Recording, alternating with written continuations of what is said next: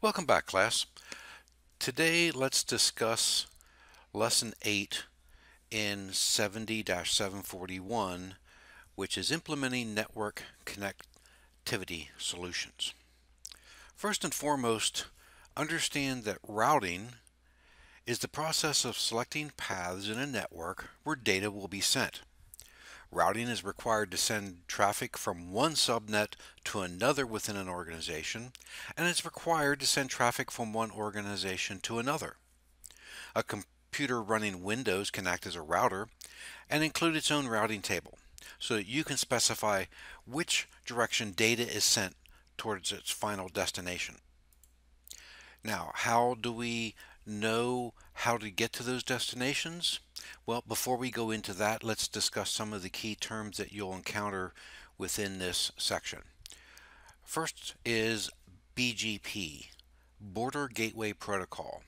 It's a standardized exterior gateway protocol that exchanges routing and reachability information among autonomous systems, or AS, between edge routers on the internet. Also, we have RIP, Routing Information Protocol. Microsoft Windows supports the RIP through Routing and Remote Access Services, RRAS. RIP has been a popular distance vector routing protocol for small organizations for a long time. RIP uses broadcasts where the entire routing table is sent to the other routers within a network, therefore allowing you to know what other destinations are available. Within that, we have hop count, the count of routers. The maximum number of hops allowed for RIP is 15. The hop count of 16 is considered an infinite distance and therefore is considered unreachable. Just to backtrack 1 second, we also have RIP v2, RIP version 2. It uses multicasts to send the entire routing table to all adjacent routers at the address of 224.0.0.9 instead of using broadcasts. It also incorporates classless routing, which includes the network mask to allow classless routing advertisement. RIP v2 also uses authentication to ensure that routes being distributed through the network are coming from authorized sources. This helps to maintain the security of your network. Now, we also have Layer 2 switches and Layer 3 switches. Layer 2 switches are used to connect a host to a network by performing packet switching that allows traffic to be sent only where it needs to be sent based on mapping MAC addresses of local devices. Remember the CAM table, the relationship between a port and a connected MAC address. Layer 3 switches can perform Layer 2 switching, but can also perform routing based on IP address within an organization. Different from a router, Layer 3 switches cannot be used for directly connecting WAN connections, so they can only route within your organization itself. Remote Access Server, RAS, enables users to connect remotely to a network using various protocols and connection types. By connecting to the RAS over the internet, users can connect to their organization's network so that they can access data files, read email, and access other applications just as if they were sitting at work. Remember when I illustrated to the class me connecting to the network that I used to manage. I would connect and it would provide me with an internal IP address just as if I was connected to the internal network. Routers join subnets together to form larger networks and join networks together over extended distances, or WANs, wide area networks. They can also connect dissimilar LANs, such as an Ethernet LAN, to a fiber distributed data interface backbone, that's FDDI. Routers operate at the OSI reference model layer 3, the network layer. Remember, routers route with IP, layer 2 switches work with MACs. Routers, as such, they're sometimes referred to as Layer 3 devices. Routing. Routing is the process of selecting paths in a network where data will be sent. Routing is required to send traffic from one subnet to another within an organization, and it is also used to send traffic from one organization to another.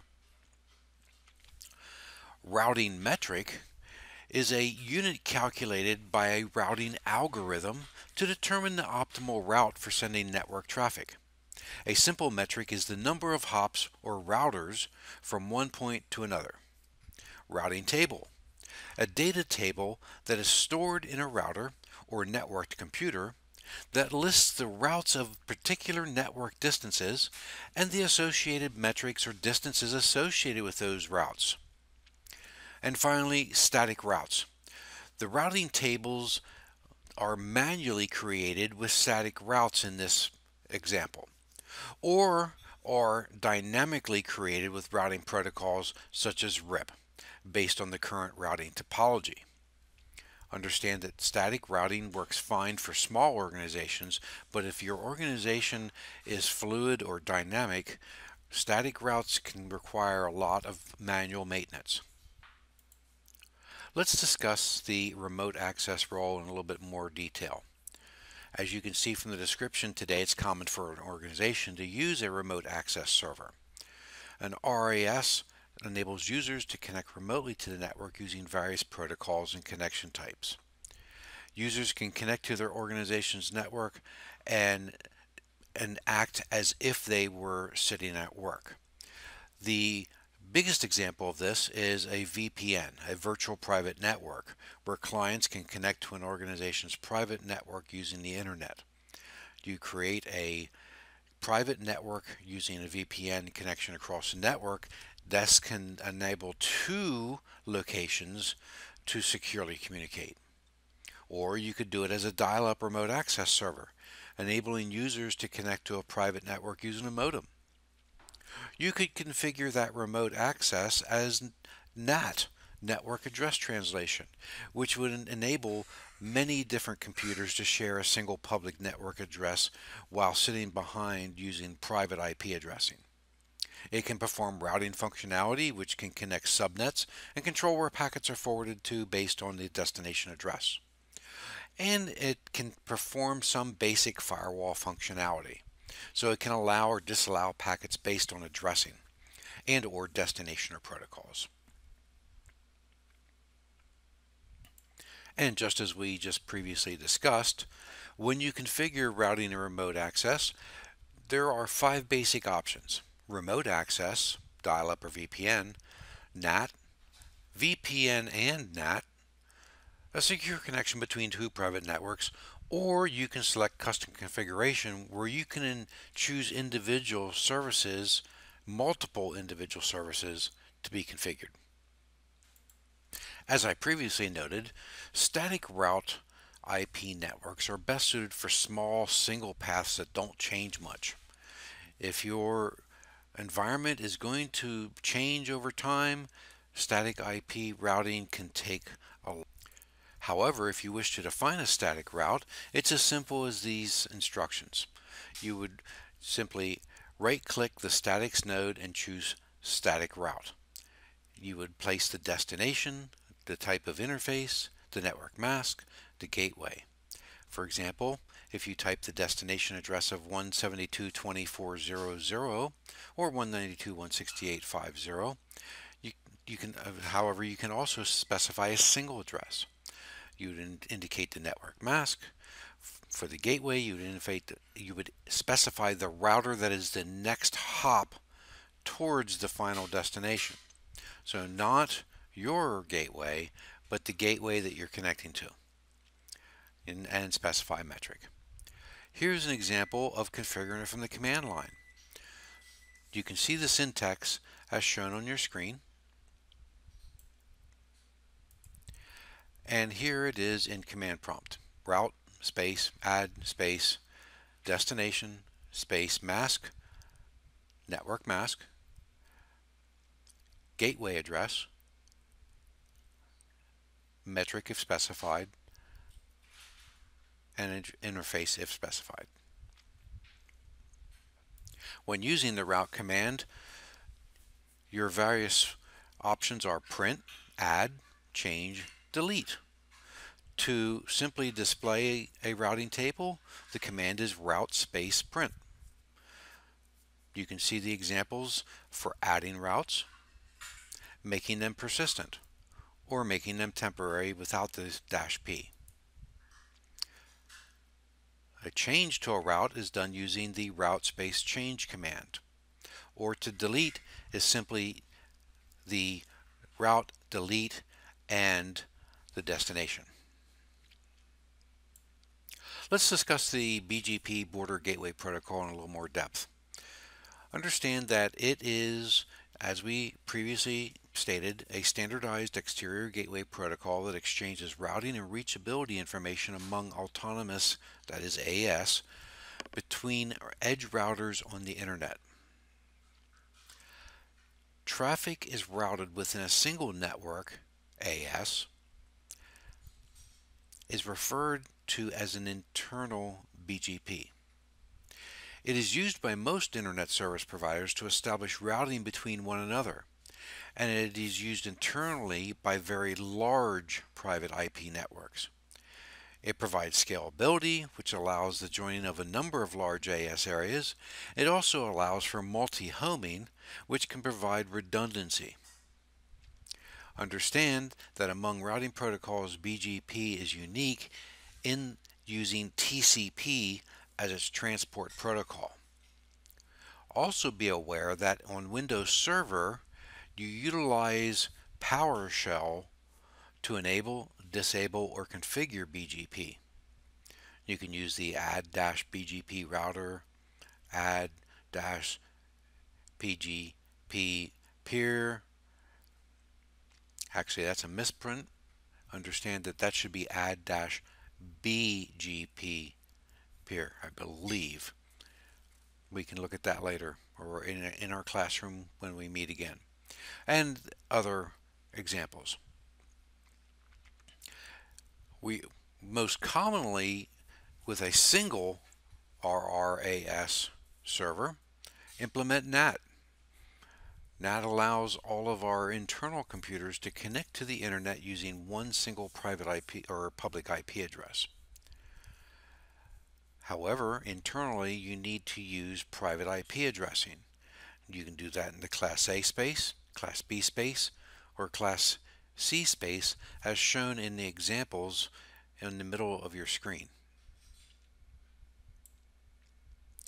The ranges can range from as large as the Class A space, or you can break that down using classless routing. So we could define in the 10 dot space a Class C address space. Or we could use CEDAR and do it with a Class B, but as a /26 or a /25, whatever the size of your requirement is. Understand that the purpose of NAT is to obscure your internal network, making all traffic appear as to originate from the public interface on the NAT device or proxy server. It uses stateful translation tables to map the hidden addresses into a single address, and then rewrites the outgoing IP packets on exit so that they appear to originate from the router. As data packets are returned from the internet, the responding data packets are mapped back to the original IP address using the entries stored in the translation tables.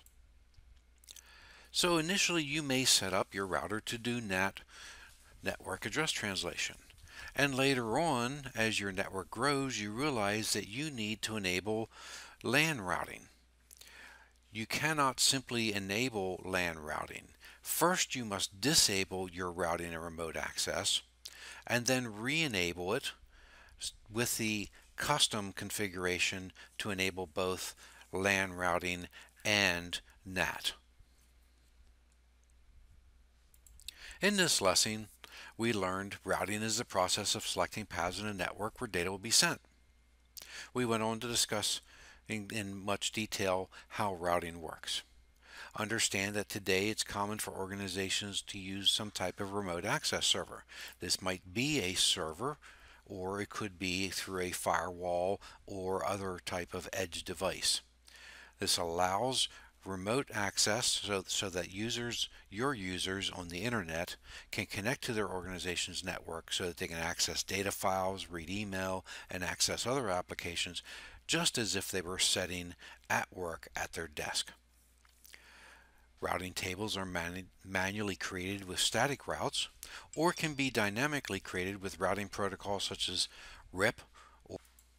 BGP, Border Gateway Protocol, is an exterior gateway protocol that exchanges routing and reachability information between autonomous systems. And then finally, although CIDR, CIDR, helped use the IP addresses more efficiently, additional steps had to prevent the exhaustion of IP4 addresses. NAT, Network Address Translation, is used to masquerade the internal network, hiding that address space behind a single, typically public IP address. In other words, it allows multiple computers on a private network to connect to the internet through a single public IP address. This ends lesson on routing.